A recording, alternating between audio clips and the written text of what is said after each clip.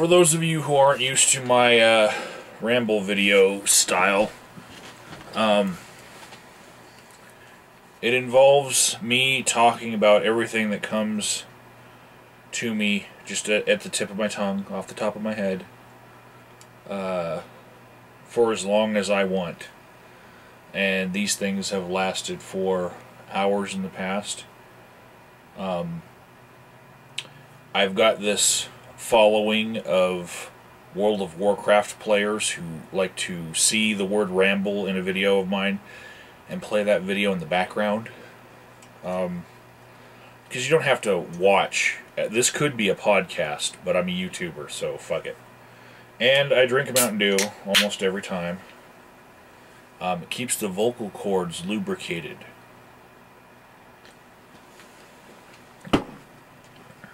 And you might say that, you know, water would do the same thing, but fuck you. So today's title of the ramble is going to be something like, Bring Out Your Flagged.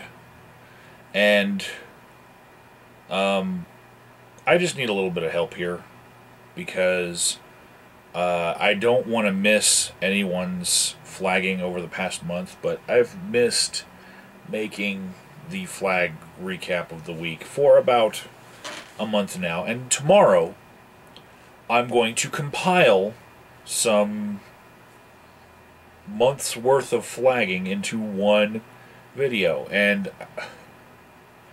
you know, my recap's not perfect, and I just would like, if somebody can think of like an obscure flagging that I need to be reminded of, please put it in a comment. Just tell me who it was.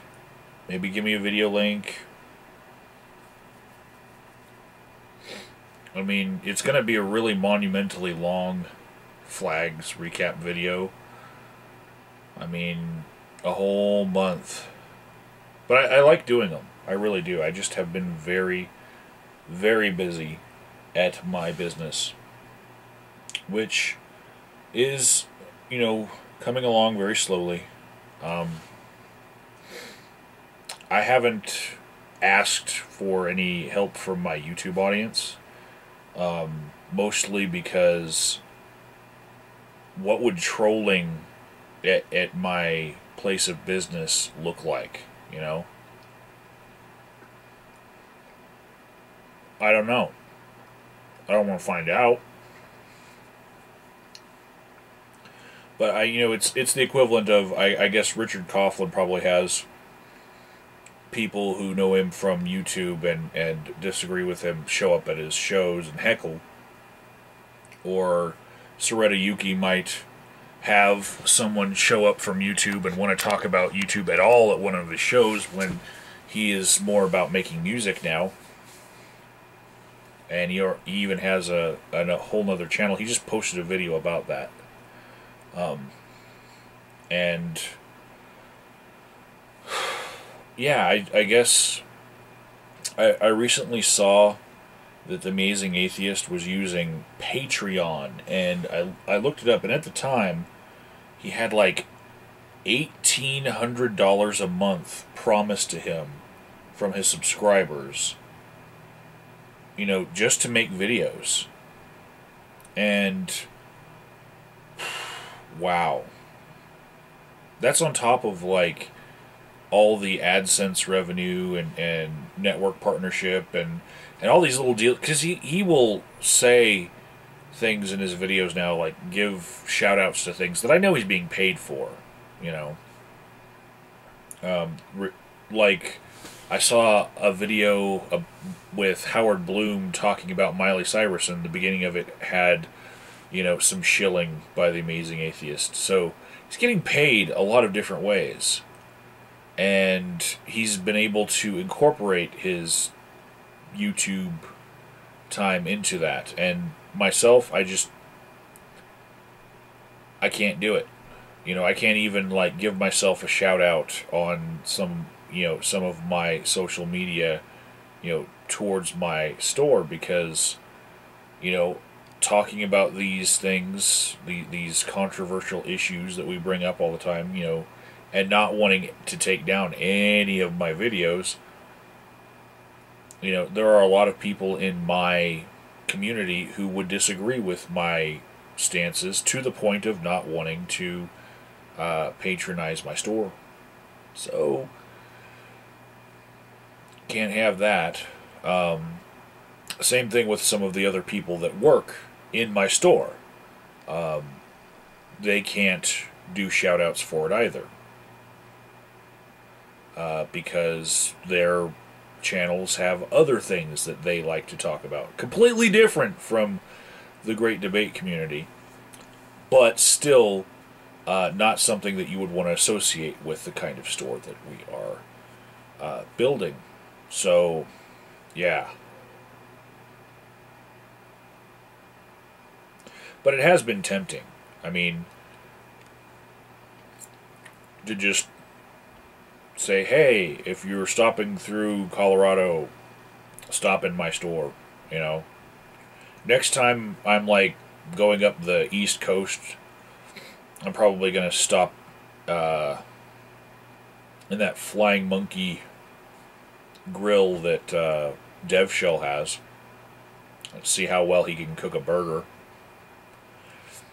And I know burgers, so I will give an honest opinion of how well he cooks a burger.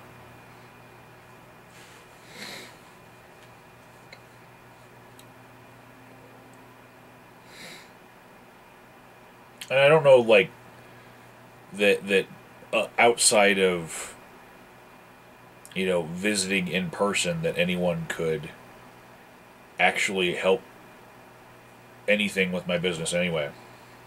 You know, I could get a couple likes on a Facebook post, I guess, but likes from outside my city don't really do anything, because my listening, viewing audience, and my Warcrafters, you're not connected to the people that are in my city that would come to my store and buy some shit. You know what I'm saying? So, yeah.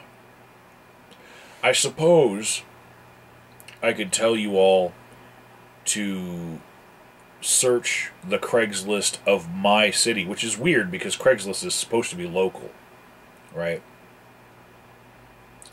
So you're not supposed to. I guess it's against the intent of Craigslist to tell people, like, no, get out of your city and get into my city's Craigslist, and then look at the postings that I've posted for the vendors inside my market. It'd be pretty weird. And I suppose if one of you looked it up and found something that you wanted out of my market, I would be willing to arrange shipping for you. But yeah, really, I just don't think there's a way to translate, years of work creating, like, a network of friends online in the Great Debate community to helping you do anything else except for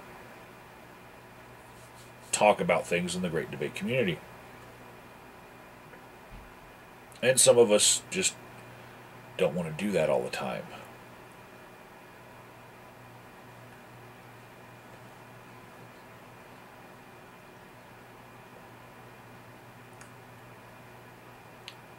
And since this is a Ramble video, I'm going to talk about some of the things that have happened to me on the job that have really put me in this state of shock where, like, if vaudeville dancers, kicking left and right were to parade into my store, I would not be shocked. Today, Chad from booth 107, he decided to demonstrate how a grain silo would catch fire from dust that any sort of dust is flammable if you, I guess, have the right mixture of dust to air. So he took some coffee creamer and sprinkled it and then lit it on fire, and there was this giant fireball. And then afterwards, it smelled like marshmallows.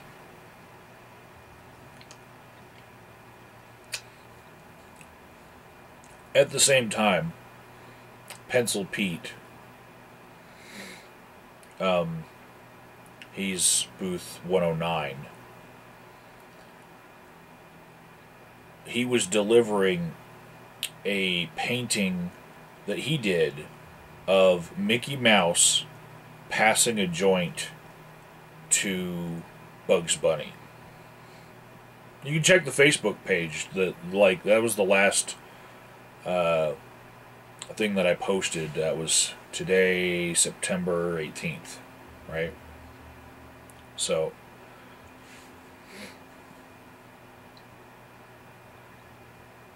I don't know if that sounds strange enough yet. I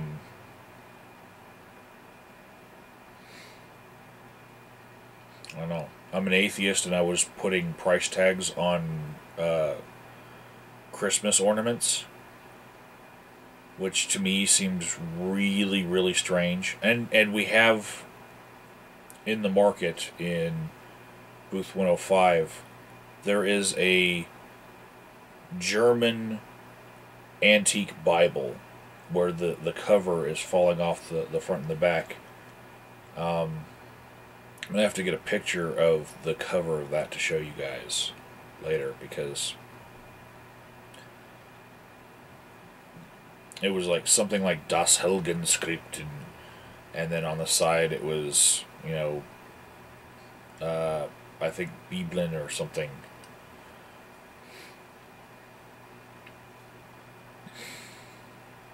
One of my biggest, I guess, pet peeves right now is because the store hasn't been there for fucking ever, people don't know where it is, so I keep on getting calls about where it is.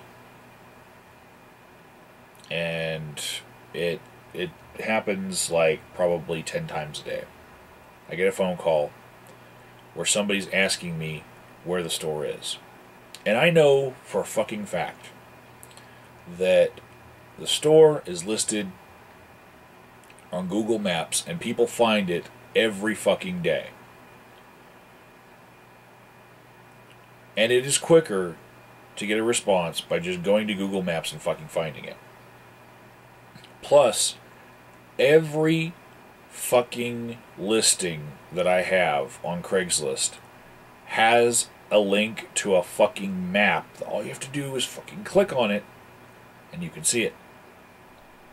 But I have people still asking me to give them directions with my voice, because my voice is somehow better than a fucking map with a fucking arrow pointing right the fuck to it. Some people, I guess, are just audible, you know, and they don't like maps, and they want to hear where it is, and then they want to get into the parking lot and be lost on the other side of the building and call me up because they need to hear my voice one more time before they make it to the store.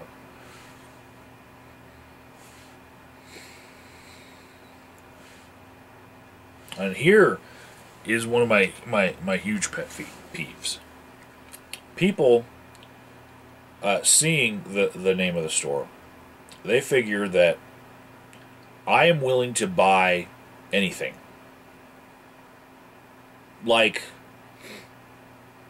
the show Oddities, or I guess Pawn Stars. They will come into my store with something strange, and they will expect that they can just walk right up to the cashier's desk and turn in whatever it is they have for cash. as if there is a value give to everything, and all you have to do is walk into this right store and push it onto them, and they will just automatically give you the cash. The other week, there was a lady that came in with a painting that had been appraised 10 years previous at $150. Now, I imagine it might have been hung in a gallery or something, but it was actually on the back of the painting itself. $150. To be honest, the painting nowadays might have been worth $150 to $200, depending on which gallery you hang it in and how long you're willing to wait for it to sell at that price. My market is not the right place to be selling something like that to get the full value out of it if you are wanting $150 to $200 from this particular painting. I would have bought it for maybe $25 and flipped it for $50, you know. And trying to give someone a lesson in where to go, where to hang it. I'm like, go to Cafe Corto or Suga's or, you know, any of these places that will allow you to hang your art and then take a commission, you know, and maybe you'll get that much out of it. It's just a matter of how long you're willing to wait. The cheaper you try to sell something, the quicker it goes, you know. But just the look on their faces, like, but it says it's worth $150 right on the back of the painting. Can't we just, like, give it to you and get $150 from you right now? Like it's a government bond?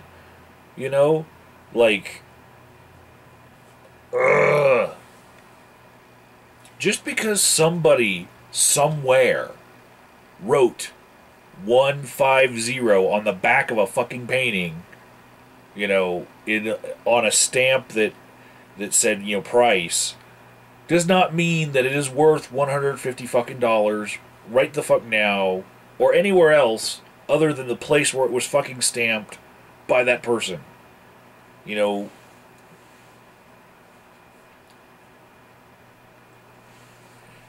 supply and demand, okay?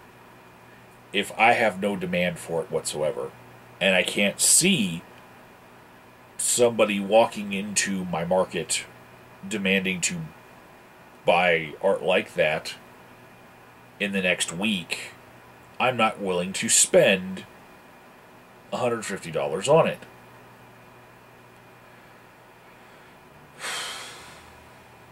And honestly,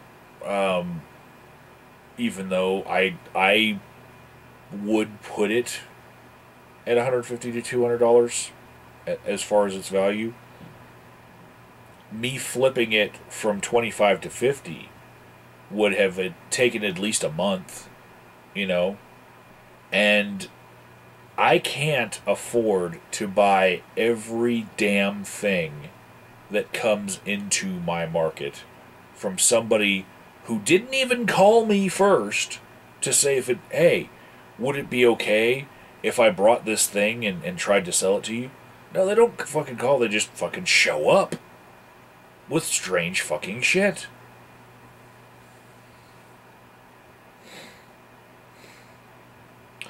The pawn shop that is in the same shopping complex that we're in sends people to my store, sometimes I think just to fucking test my patience, right?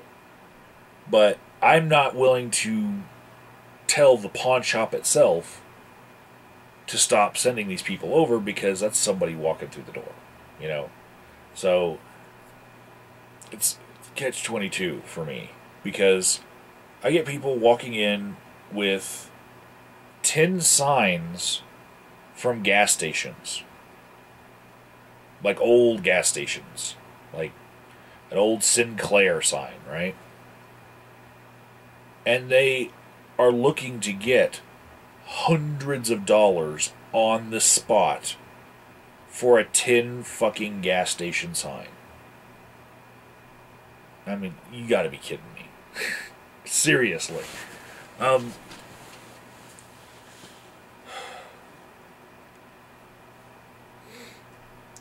Everybody thinks that the thing that they have must be that secretly worth millions of dollars thing. You know?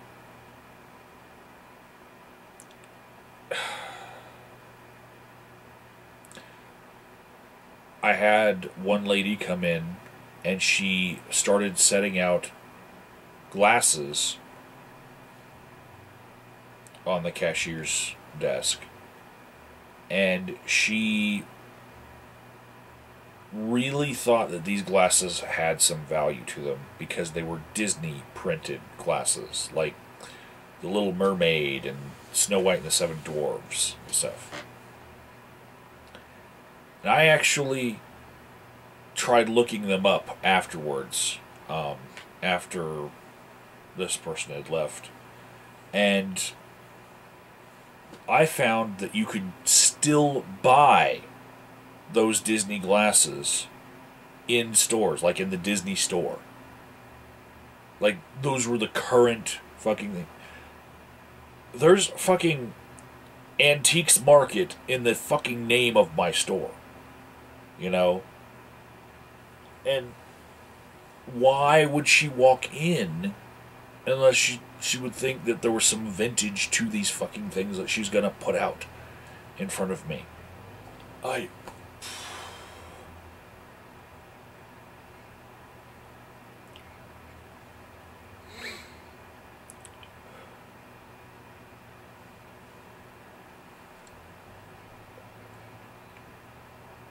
At least in the past week, no one has called me trying to sell me a fucking etched keychain or a bunch of pens for my fucking customers. The market is now old enough that I do not get calls for such bullshit. But when it first started, I did. I got calls all the fucking time because I guess the cable company or something sold my fucking phone number before I even had any advertising out.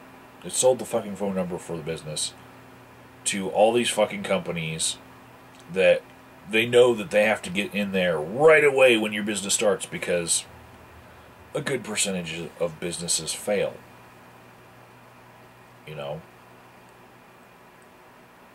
So they have to get in there while you still have some money before you fail. And also before you realize that all of their promotional materials suck donkey balls as far as customer loyalty, and actually what you need to do is do what your company set out to do and not give people cheap plastic pieces of crap.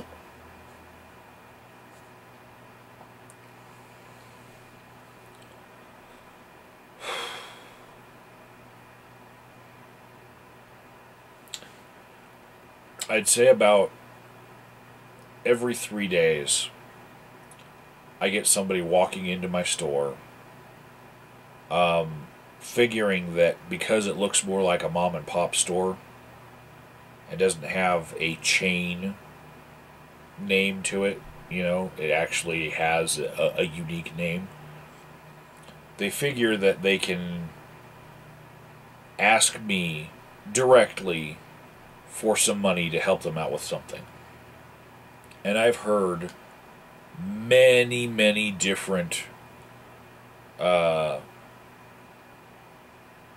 pitches in order for me to give somebody else money for something, where I don't think that they would walk into Wendy's or Jack in the Box or Carl's Jr.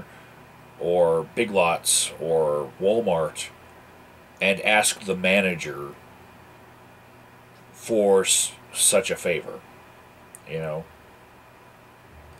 to be a small businessman, they pretty much know that, you know, you have a lot more leeway. You know, if you wanted something to be not a policy, you could wave it away. So they're always looking to find out who's the manager, who's the owner, and that's the first thing that they want to know. And sometimes I will have one of my booth vendors direct someone to the owner, me, and tell them that I'm the owner.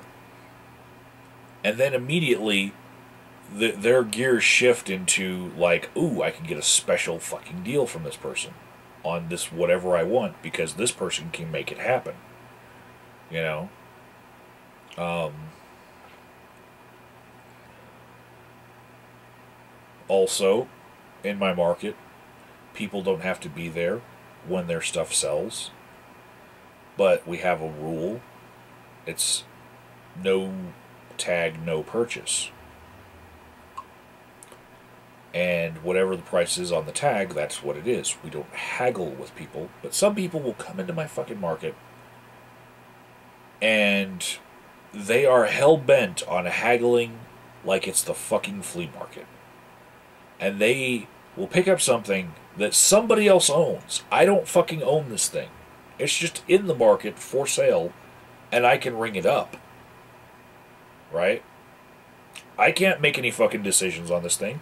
The price was set by the fucking owner of the fucking thing. Right? But they will walk up to the desk, and if they can't haggle, they will storm out of the fucking store like I fucking hurt their feelings. You know? Like, they wanted to be able to haggle. Like, it...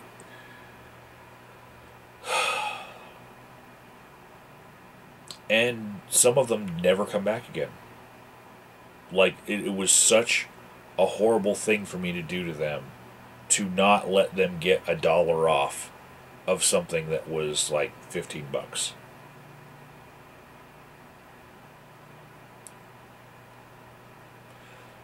I've even begun calling and texting the actual booth owners in my market to, you know, give them the pitch that somebody gave. I called up Clark and Misty yesterday and I said, hey, this guy wants to offer $15 for the rest of your butterfly plates, and you have them at $2.99 each, and there's 6 left. And that's like $3 off on, you know, it was an $18 purchase if he were to buy it without haggling. The dude would have been really, really fucking upset if I didn't at least fucking try, you know? And if something's within like 75% of the price that it's listed, I will at least forward on the offer, I guess. You know? But I don't expect anyone to take it. You know, they don't have to. It's not supposed to be like the fucking flea market. But there are some shoppers out there that, you know, I guess they're shopping small business stores because they want to haggle.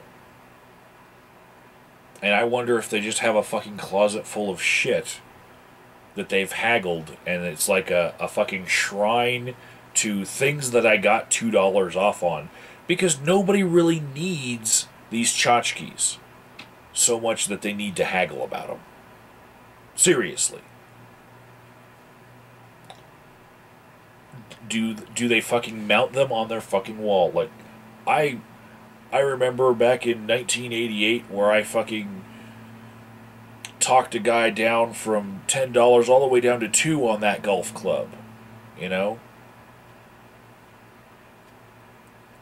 I don't really want to sound like a comedian, like going overboard you know, with this, but this is how I feel. You know, this was a man buying plates with butterflies on them, like fine china with butterflies. He didn't really need to haggle $3 off of a fucking $18 purchase. He just wanted to. It would make him feel better if he felt like he got a special price.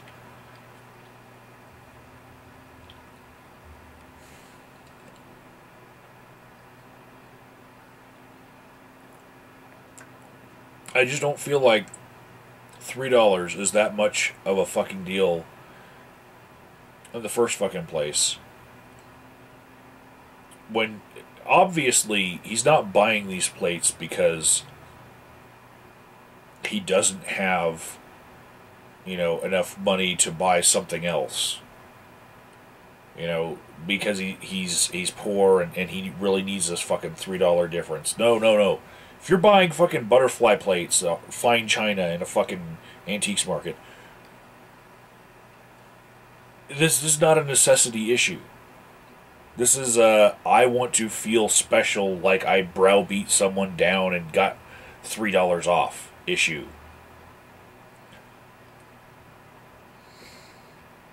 Fucking flea market people.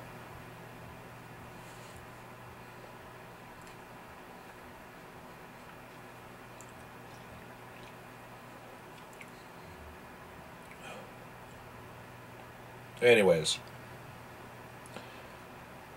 the thing that I'm doing right now, aside from everything else about running this fucking market, is I'm in a room that I'm trying to make a conference room out of, because on Tuesday I am going to have a party after hours in my market for a group of people that I met most of them from the Occupy movement. One of them used to be the state representative for my district. His name is Dennis Upwan. And he wants to start a community radio station.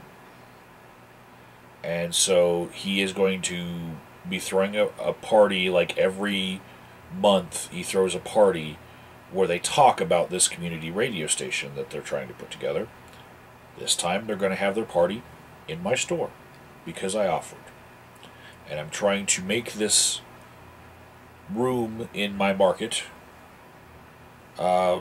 look more like a conference room. You know, I just moved a table in there, and we got a projector screen, and we have a podium and all that. Well, that's what I've been trying to do on the side of everything else that I do in this place, that I work 12 to 16 hours a day in. And then I come home, and I work from home on the rest of the stuff, like maintaining Craigslist ads. Like, I don't think anyone in the world has more Craigslist ads than I do. In a legitimate way, you know. I've heard of people using CL bananas, you know, to post in different cities with different accounts and all that bullshit, like spamming pyramid schemes and all that bullshit. That doesn't count.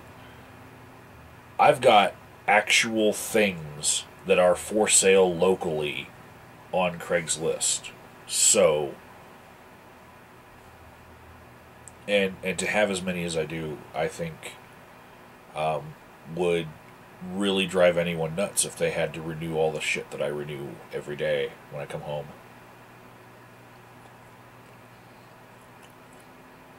But I want all my vendors to succeed, you know?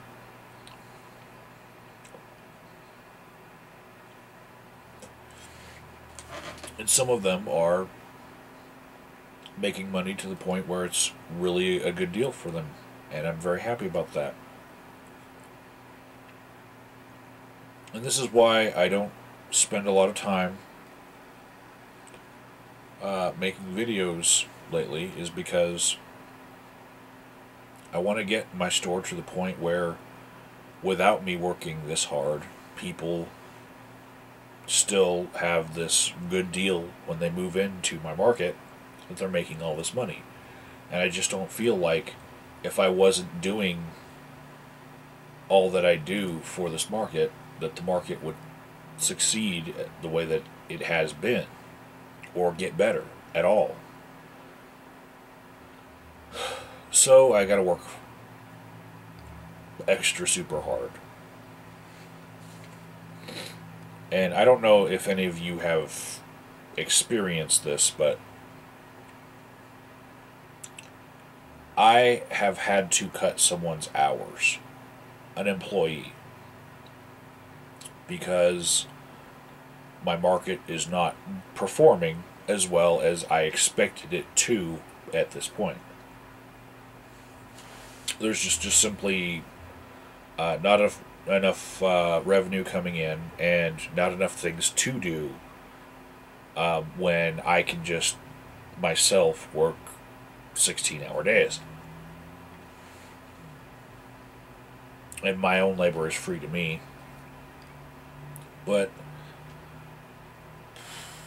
I have it on my shoulders. I feel that if my market were to grow to the size that it can in the floor space that I have in our location, that I could actually employ 5 or 6 people to the point of putting food on their table for their families, you know. And that I'm not doing that right now really hurts, you know. I really feel like I'm not there yet, I guess. And until I am, there's some people that could be, you know, employed. They could be earning money and they're not. You know? And if I was doing anything that was not growing the business, or if I fucked something up, the stakes are that high. It doesn't just affect me, you know.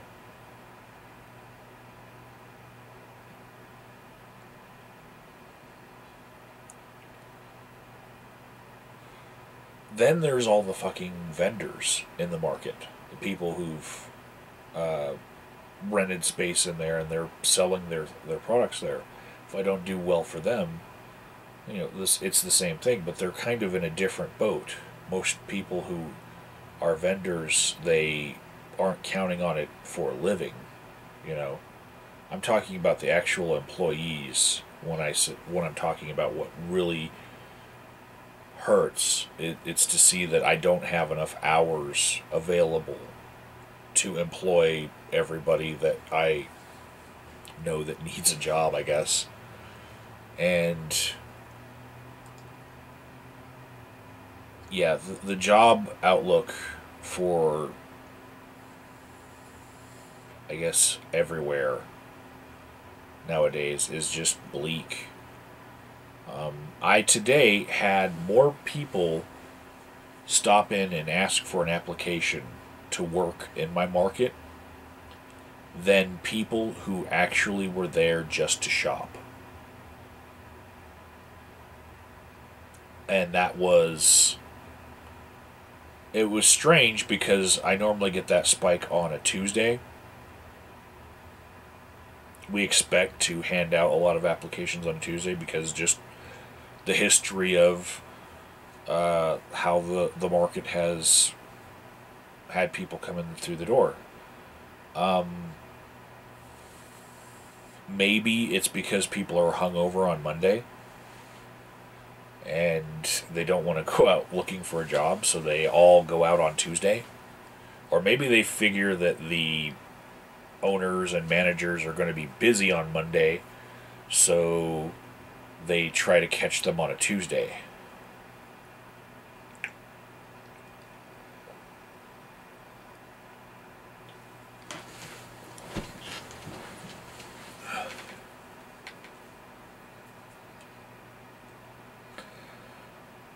And I do have some stories I guess I can share with you about some of the applicants. And as far as confidentiality, I won't say any applicant's name. You know, I'm not that unprofessional, but I will say some things about some of them. First and foremost, I'm a cool guy, alright? But you don't fucking come into my fucking market looking for an application to fill out right there on the spot wearing a motherfucking Cannibal Corpse t-shirt. Okay?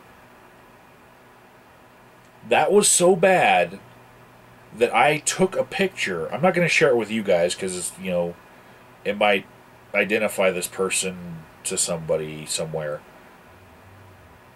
I took a fucking picture and sent it to another manager, and, you know, we were laughing back and forth like, holy shit, this guy's actually filling out an application in a goddamn Cannibal Corpse t-shirt.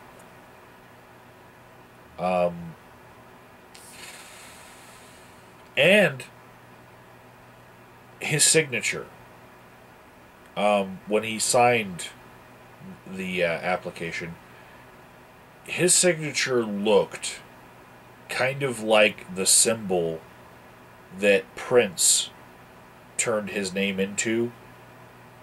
You know, it was not anything close to letters that approximated his name when he printed his name on another part of the application. And I suppose if you are wanting to be really fucking weird on a job, you should, you know, put your weird foot forward first. Because then you are sure to only be called back by those people who are okay with you being really fucking weird.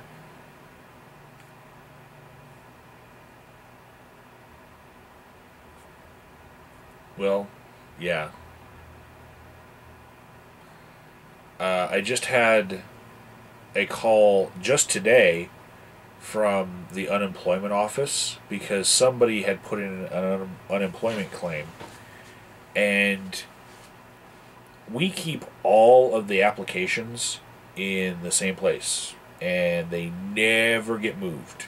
Like, there's like everyone who turns in an application all goes into the same file cabinet. Okay? I get a call from the unemployment office from somebody who said that they had applied for a job at my market. And I spent a good amount of time flipping through every application to try to find this person's name. And I in the end, I had to tell the person on the other end of the line, no, I can't find her. You know, and she's welcome to apply, but she has not, because her application is not here. And that sucked, doing that. For me, I was like, I really wish I could have found this person's application and verified for them that they had applied here, because this is going to affect their unemployment claim. You know,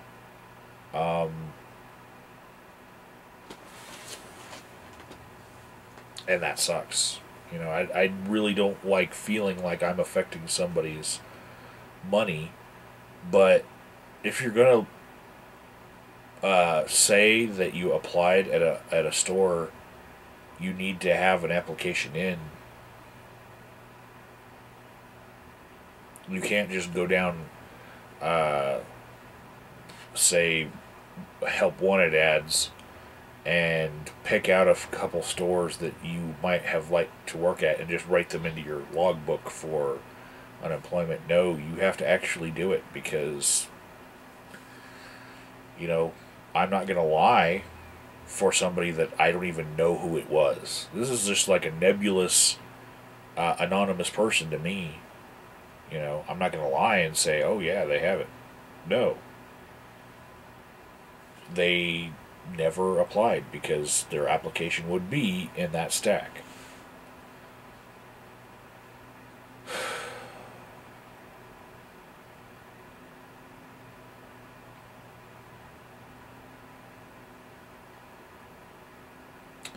And I guess the last thing that I'll talk about as far as applicants, I've had a lot of applicants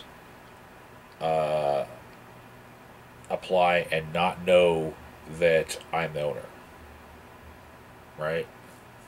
And that's cool because I get to talk to someone on a different level than if they figure out that I'm the owner, all of a sudden they figure that they are instantly in an interview where they need to impress me with some banter, and what ruins it is, many times one of the booth vendors is in there and will point me out as being the owner.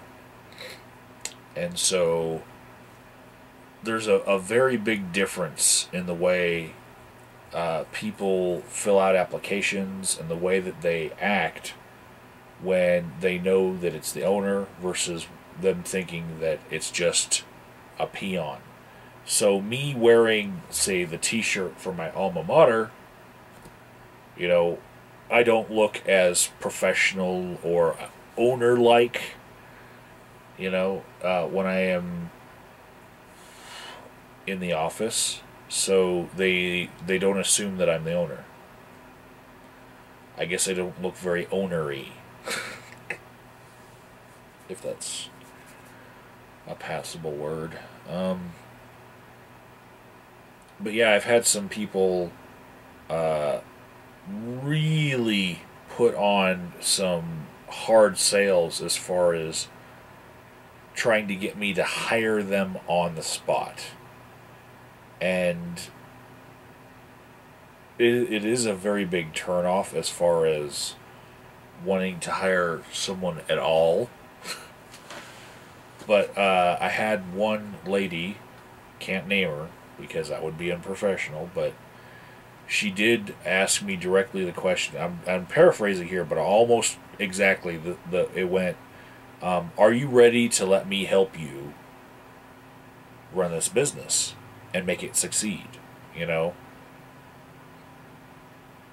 And really pushing for an answer to that question as if, like, if I were to say yes, I'm ready to let you help me, then she'd be hired right there.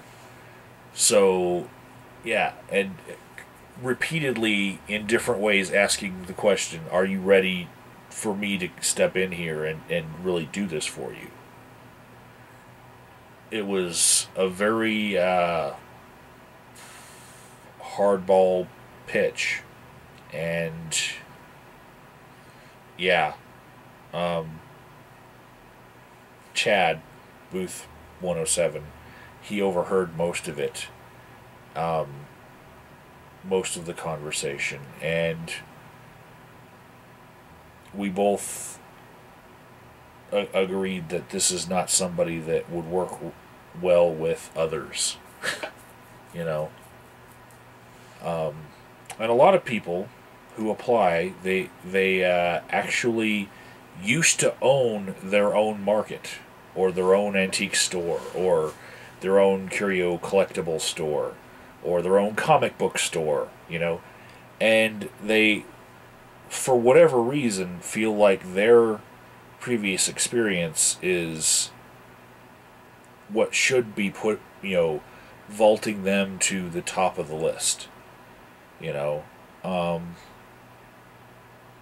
I had one lady come in who had worked for years in a tchotchke store that was Native American themed.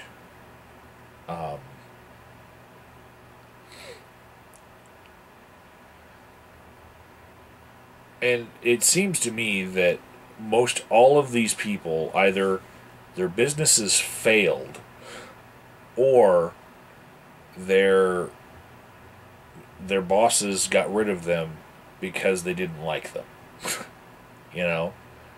And to say that I know what I'm doing because I used to own my own store. Well, what happened to your store? Well, times were tough, and we had to shut down and all that. Well, you used to own a store that failed.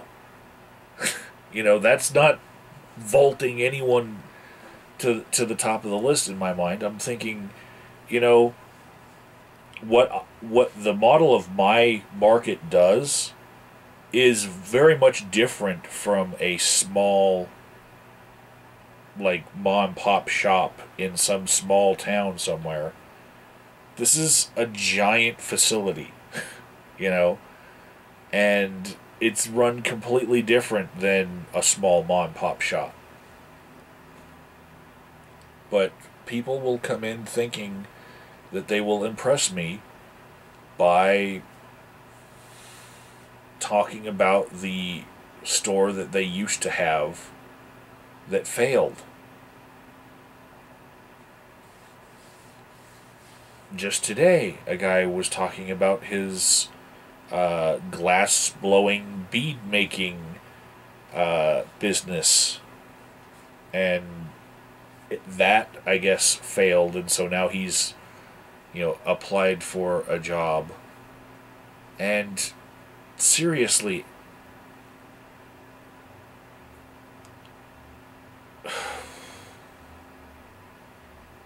it does not impress me at all. And mostly because I've heard so many applicants use that as a bullet point.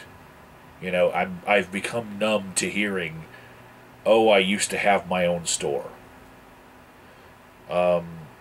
Another thing that I'm becoming numb to is people being over the top excited and saying, I have always wanted to work in a store just like this. Sorry, well, you and a good quarter of everyone who asks for an application has always wanted to work in a store just like this. Oh my goodness, and some of them seem genuine, but I feel like at least half of them are not genuine. They are just putting on a show, and they would walk into a McDonald's and say, "I have always wanted to work at McDonald's. This is so awesome. I love the fucking Big Mac," And they would walk into Payless Shoes and say, I love the smell of women's feet.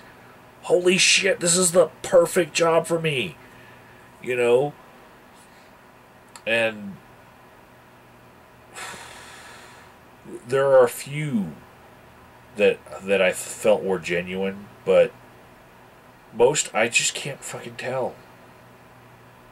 It's just, does everybody fucking have a childhood dream to work in a place where there's a lot of antiques and crazy shit?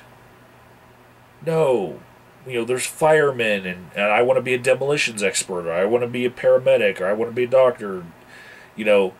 Nobody's like, "Oh, I want to hear a cuckoo clock go off every fucking hour." Nobody. Maybe some of you who were, as teenagers, watching the show Friday the 13th, the series, that's kind of like what I do. Kind of. But, without the whole supernatural aspect to it, just, I'm surrounded by shit like that. Today I had to research some Colorado tax tokens because I guess in the past, before they had computers to be able to keep up with stuff, if you were buying something for resale and you didn't want to pay tax on it, you had to give that other vendor a tax token, and it was a little plastic, little tiny poker chip like thing. And there are some of those for sale in somebody's booth, and I had to figure out, you know, what exactly they were, so that when somebody asks me, I will know.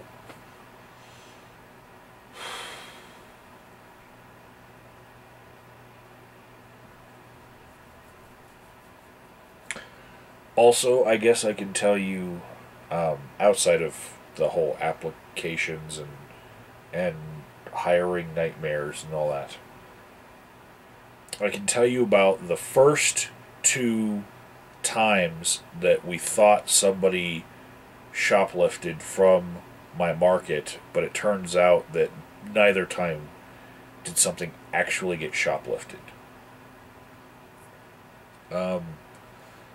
First time happened because I had to go to a meeting. It was because I'm the vice president of the Free Thinkers of Colorado Springs, and I had to go to the board meeting. So I had to have someone cover for me. And normally I witness every sale that happens in my store because I am there every day, 12 to 16 hours, you know? So I'm very in touch with everything that's there, you know? And most of the listings on Craigslist for the store, I personally did with a camera and listed, you know, like hundreds of things. And if somebody were to ask me where something was, I would at least know the general area, like what booth it's in, you know, unless a shopper moved it, which happens. But while I was gone, a couple of things got sold that I guess in my mind were still in the store because I didn't witness them getting sold. So I was walking through the store and I noticed that there was this tobacco tin that was missing. And I went through the log of everything that was sold for, you know, the past few days, and did not find the tobacco tin or the word tobacco in anything. Well, it was sold, and it was during that time that I was gone, but just the word antique tin was written down in the log. So I guess there's a whole bunch of antique tins in the fucking store. There's Hershey's, there's M&M's, there's all sorts of things. I was more searching for tobacco as like my key term to search for. So I felt like, because when I walked past the area that it was supposed to be and it wasn't there, I felt like, holy shit, we might have just had our first shoplifting.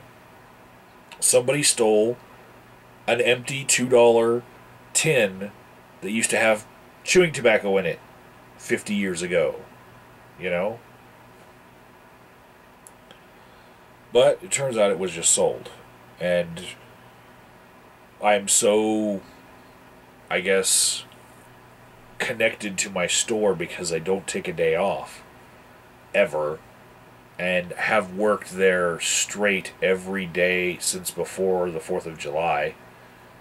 You know, I think it has something to do with that, because if I took a weekend off in the future, I feel like I would lose my sensitivity to something missing from the store, you know, because I would think, oh well, of course it must have been sold over the weekend, you know. The second thing that was almost shoplifted from the market, Chad in booth 107, he's there almost every day because he's setting out a whole bunch of product that he's been working on for a whole month and still isn't done setting up his booth, because he's got that much product. He had gone to the flea market and he purchased at the flea market a whole bunch of books and magazines.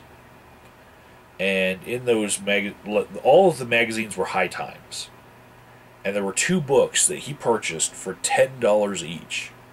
And I was like, wow, that's a lot of money for a book on pot, But the author of the book was Jorge Cervantes. I have no fucking clue if this guy has a TV show or he's like known very well in the pot community. I know his name now because of the circumstances I'm about to tell you. Anyways, Chad was showing Remy, another booth vendor who was visiting that day, his purchases from the flea market, which was those High Times magazines and the two books.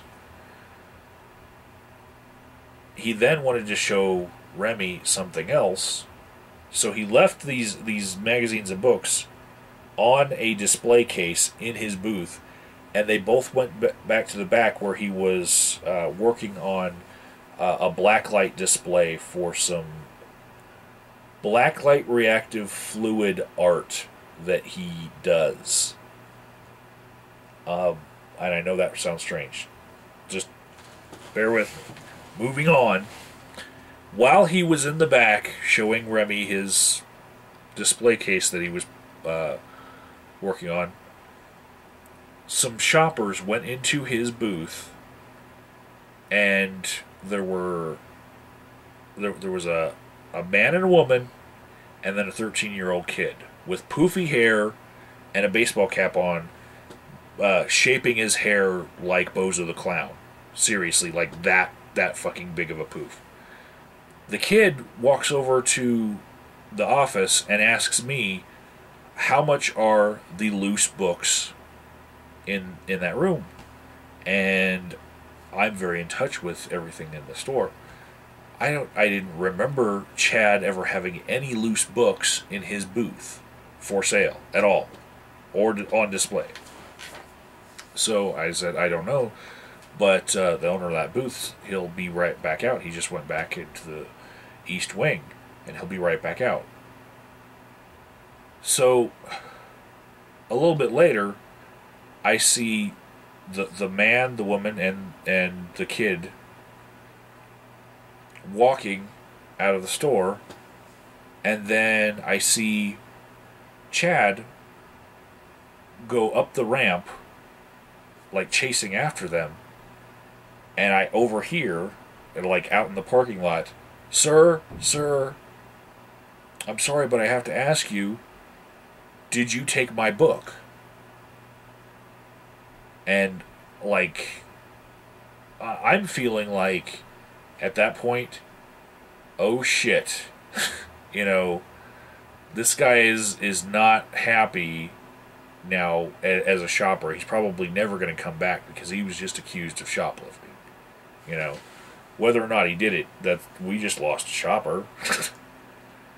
And I was like, I hope Chad knows exactly that's the person that took it, because I didn't know all the circumstances. I was just observing what I could from the office.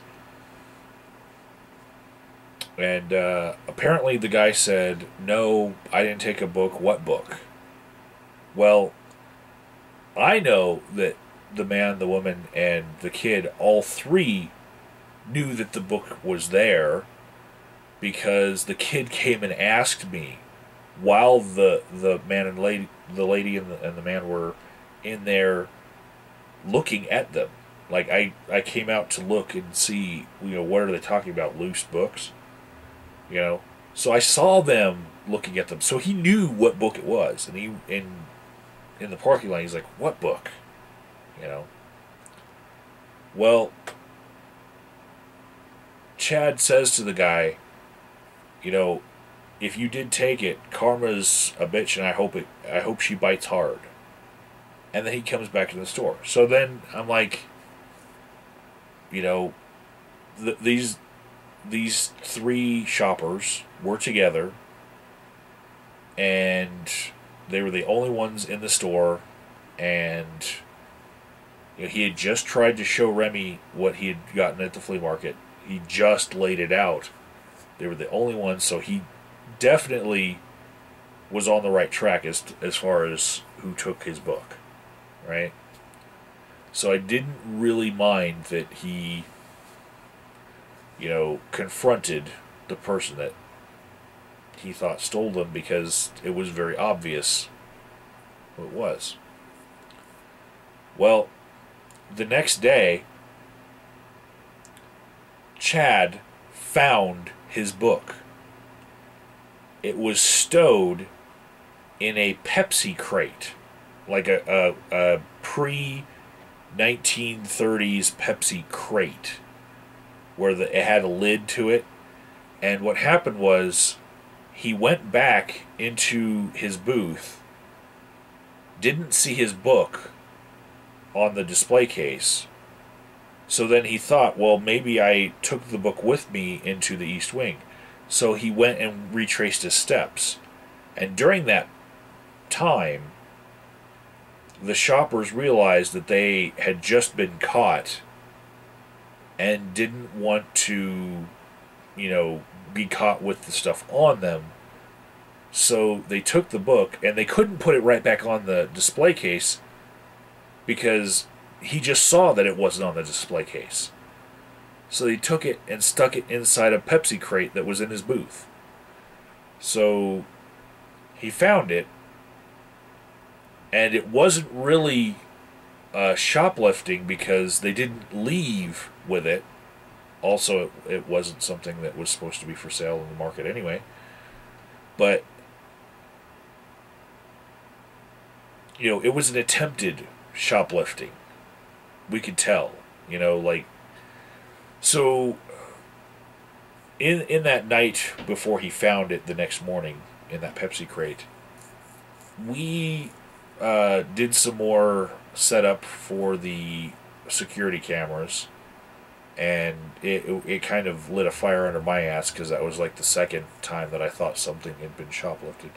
But now, Chad has his own camera, and it is something like, it moves like RoboCop, okay? It's got pan, tilt, zoom features, and it's fucking huge, and it is mounted in a way that it is very intimidating. It's as big as you'd expect a TV news crew to have, like a giant fucking camera that does pan, tilt, zoom, and he has a remote control in his booth where he can actually move it around. But what he's doing now is he has a screen in the booth where people can see that they are on camera. So that, he thinks that if people see that there is a camera on them and it's actually going to a screen, they will assume that there's a good chance that they're being recorded. So they're not going to do anything shifty anymore in his booth because there's a camera on them and they can see it. So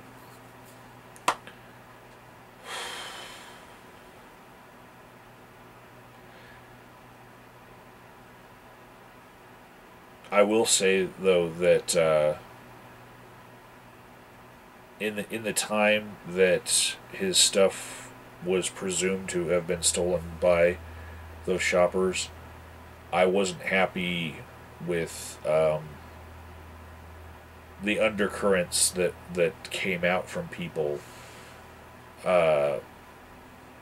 Specifically, that it was, African American shoppers, and not just that, but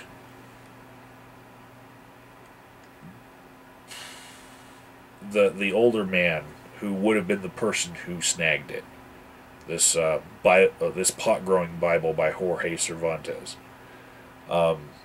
This older man was wearing one of those newer style white t-shirts that goes almost down to your knees, I guess to allow for more pant saggage. But, you know, I did myself remark that the kid who asked me about the price of the loose books, he deserved better role models than, you know, two adults in his life that were okay with taking a kid to a store while they would be shoplifting. But all of my sentiments had nothing to do with anyone's color. But I did, from a few people who learned about what happened, hear a lot of just buried down deep racism coming to the forefront, and I wasn't happy with it.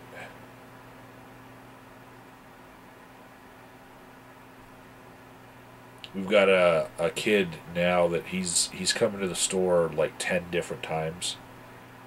His name's JJ, and I believe he's got autism.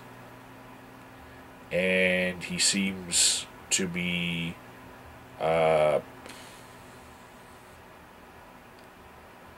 black with similar characteristics to Serious Mind. His hair, and I guess if he were old enough and had a mustache, he'd look a lot like Serious Mind.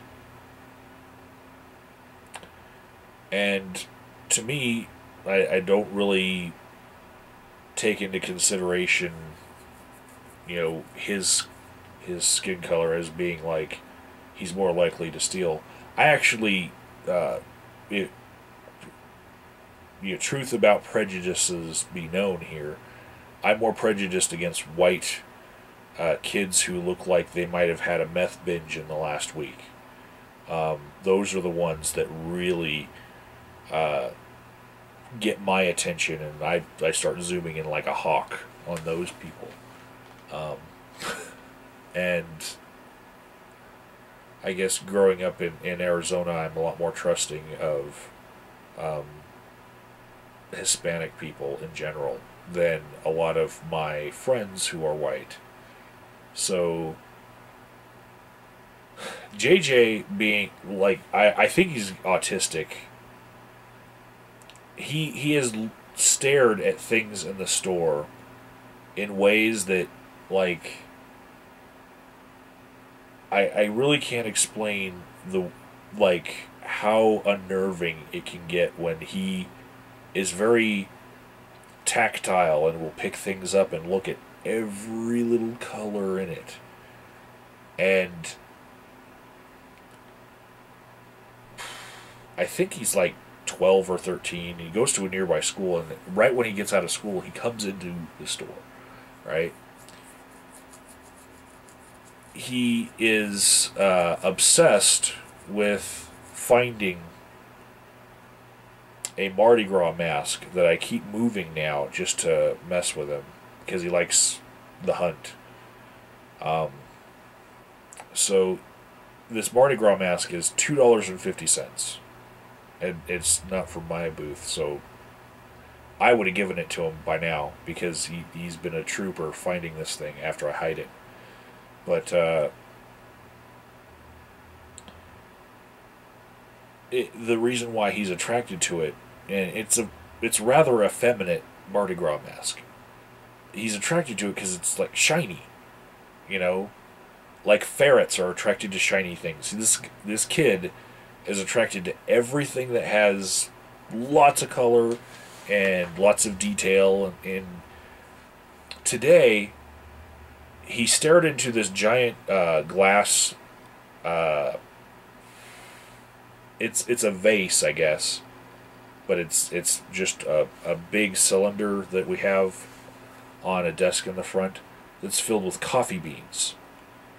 And he was looking down into the vase at the coffee beans, and then he picks some up, and he let them drop out of his hand, and he picks them up again, let them drop out of his hand, and he was like really enthralled with the coffee beans, right? And I'm kind of immune to him now because, like, I've, dealt with kids with autism before, and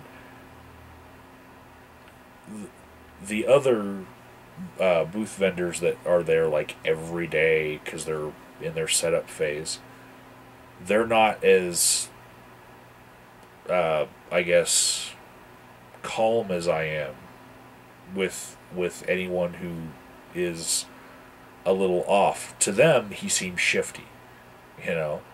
To me, he just seems autistic and very interested in everything. But it's really strange. He found the mask after searching the whole market. I didn't hide it that well.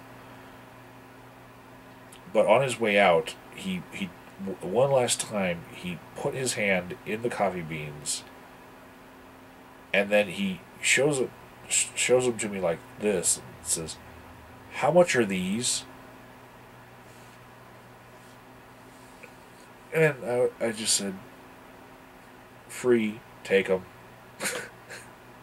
you know. And he took a handful of that same handful of coffee beans with him out the door.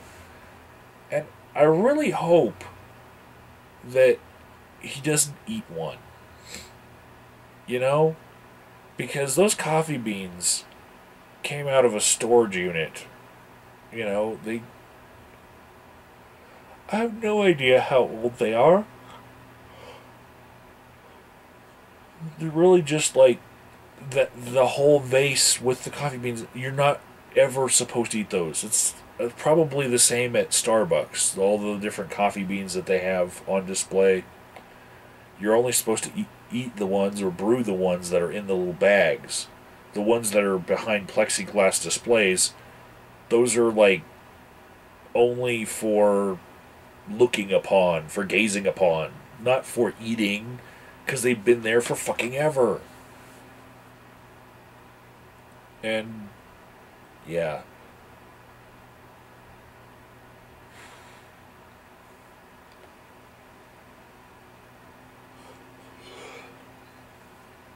I think I'm going to hide that mask a little bit better tomorrow.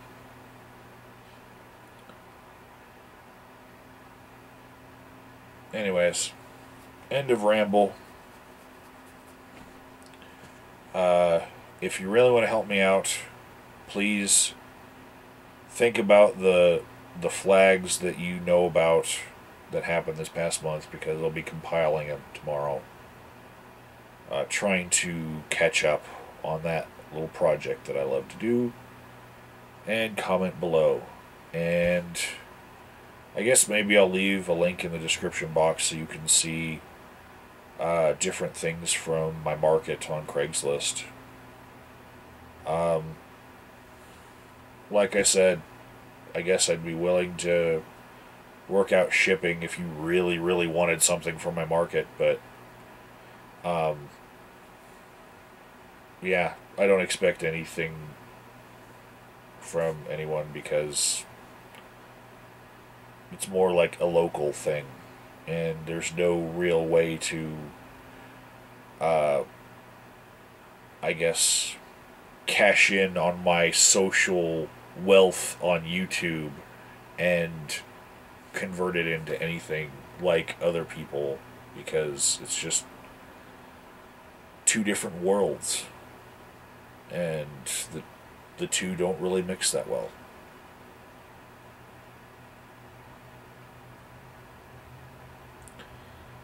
So, yeah, download a Coughlin